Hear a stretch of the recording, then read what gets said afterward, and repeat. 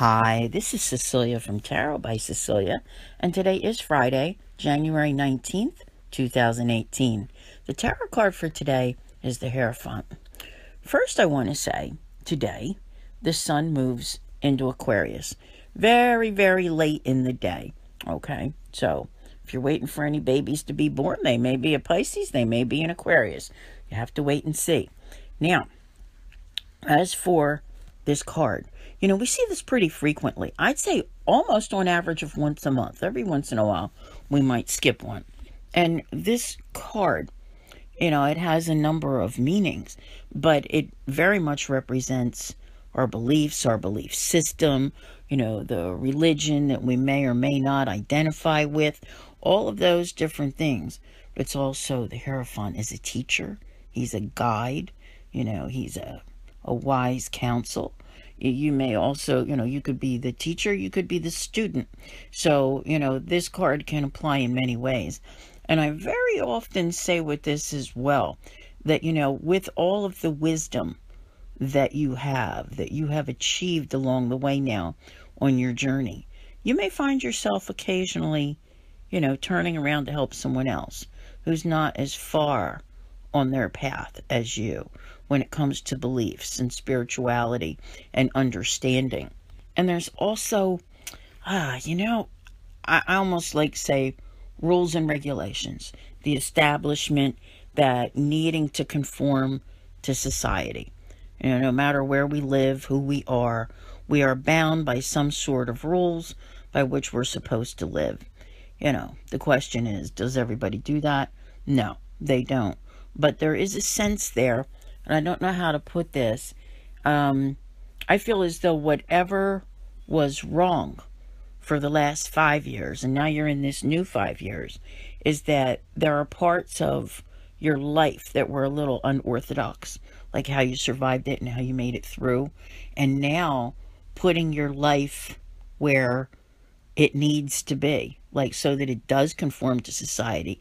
That seems to hold a great deal of importance for many of you.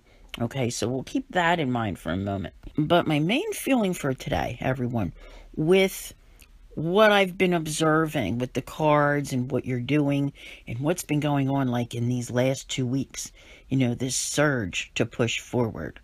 This card represents the status quo, okay? And I don't think there's a single one of you out there that, hasn't desired to change that. And that's exactly what you're all about.